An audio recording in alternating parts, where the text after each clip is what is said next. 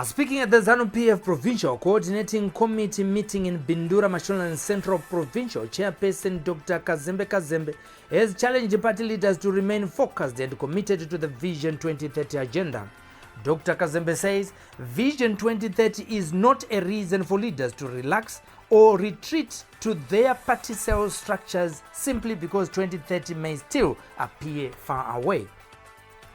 My comrades, every month or every 2 months, tozvibvunza kuti taitei zvinosimudzira profits yedu. Taitei, because the whole thing ndezvokuti tochimira zvibhagera, to focus on development, to focus on empowerment. Vanhu vedu vadya here, profits yedu yasimuka here. Do focus yedu iyoyo. Haitwi nekurovha, haitwi nekugara kumba. Hakuna asine busy. Saka tsaya pana bhatina zvokuita. The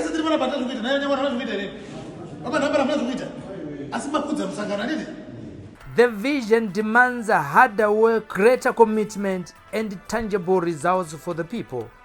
The provincial chairperson says leaders must focus on empowering communities, creating communities, and ensuring that people do not lack. ZANU PF takaiwana report resiya iripo. Hakuna munhu ari indispensable. Takakumbira vote tushandire vanhu. Atidi zvigaro zvomusa doro kumarokesheni. Kusumukirwa parufu. Kunzi hadiwe ZANU PF, ndiyo ZANU PF uchionererwa. You need to work, ngashandire musangano. Ngashandire vanhu vakativhotera. Haungamire pasaidi ka. Vamwe vanhu vachita basa renyika. Iwe uzongodya chete. Aiwa, ongodya. What are we doing? 2030 norevenda potaura chef musipo. 2030 haisi kuti unogara. What is 2030? 2030 ngatiende kubasa. 2030 let's now focus on development. Province yedu haisimudzwe nomwe munhu. Totosimudza tega. Tinosimudza tega nekusimudza vana vedu nevane mhuri yedu. So from today we have agreed we are going to set targets. The empowerment every month chiwatisangana muno. Kuti empower vangani veprovince. Vangani vane migodi. Vangani vane zvakati. Tikasadaro hapana kutungamidza kwatikuita. We are wasting time. We are wasting time. My FP, ngavataura chef. Vachandirenga, ndiripo, hakuna vanhu kwenda. 2030 ndiripo. Ndiripo panakamira pana.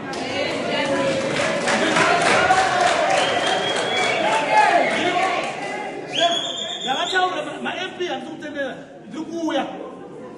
Takutanga zvokudhara. Ndirikuuya kumuzarabani soda, comrade soda. Ndokunounganidza vanhu venyu. Ndovabvunza kuti ari kuitei. Pamberi pevanhu ari kuuya kunhambo here munhu ari kubata maoko here 2030 haina mbonzera unovata 2030 ndiye kunogadzira nyika kunovaka nyika kunomirira vanhu vedu haungamboshaya chekutaura nevanhu iwe kana usina chekunovapa iwe wanacho vane zvichemo zvokukupa iwewe kuti wamiririre so ndikutenderera ndikutanga purogiramu ndechitenderera mai mavunga kana vari free nemapori techiuya ndikauya kumazowe ndokumisa vanhu taurai munhu edo marohwa ipapo wapera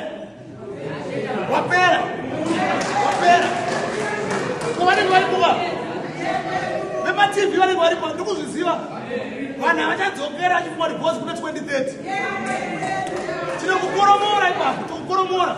Speaking at the ZANU PF Provincial Coordinating Committee meeting in Mashonaland Central, Minister of State for Provincial Affairs and Devolution, Christopher Magomo, highlighted the ongoing development projects across the province. He said engagement with the government are continuing to ensure the dualization of the road from Harare reaches Bindura, which will help improve connectivity and supporting economic developments in the province. Tukufara Kanyemba, Harare Kanyemba road, it's under construction for talking to of course when you have finances here and there so the contractor and with a skill down at Ndio Harare Kanyemba yoni tukufara zvakare through you takabatsirana kunoba kuti iyo dualization iri kuitika isvike muno Bindura road dzedu dzakadi ndoda Hondo road ya tataita challenge pakamtsenzere pane bridge rikuda kutodambura like vekuko neukuko asi takaendako takaradzana contractor apa site kugadzira road iyoyo indoda Hondo road Then tine presidential solarization program. Iko zvinotitora nemasola anokwanisa kupinda every constituency solarize one village for now. Atwa muno province. Each one share. Then board drilling scheme is going on. My VBU, it's a continuous process. Trukuita. My irrigation schemes. Trukunzanya El Nino. It's a reality. In Engiri Saka, we need to prepare through reinforce my irrigation schemes. As well, every chairman, Takanda Kanyemba irrigation scheme ya action. Ma minta yese yakafenzwa mapivota akufamba zvinhu zviri kufamba kukanyemba. Although challenge iriko yatiri kupusha kuti vachiconnecta kugrid neZambia so that mapivoti anopawa nezesa not nediesel.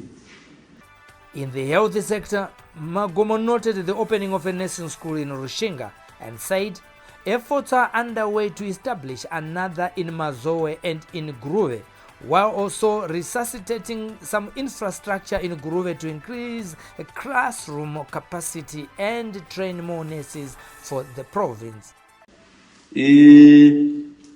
Tikufara zvakare chairman kuti tinourongwa hwekuti iwo nursing schools yativandudze tiso Mazowe kune neguru ndwa infrastructure yacho already yakufanira kuti saka chasara kuti tivandudze takawedzera capacity yedu yema classrooms zvinoreva kuwanda kwenhamba yevanhu vanoitwa enrolled for nursing schools.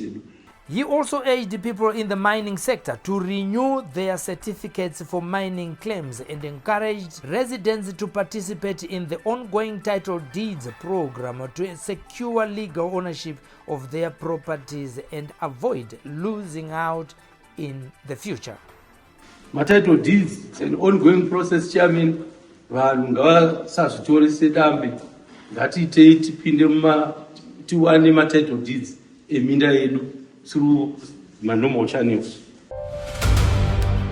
Schema Construction is ready to serve homeowners, carpenters, builders, contractors and businesses with quality ceiling, wall skimming and tiling. We also supply ceiling boards and accessories, cornices and centerpieces, skim light, rhino set and plaster products, tile adhesive and grout. We also provide professional ceiling design and construction services for residential and commercial properties, from stylish modern ceiling concept to expert installation and finishing. Whether you are building from scratch, renovating or upgrading your ceiling, Schema Construction is your trusted partner for quality materials, reliable workmanship and impressive results. Contact us for quotations, prices and bookings on the numbers on your screen, or visit us along Gweru Road opposite Metro Pitch behind Housestead Brothers in Gweru.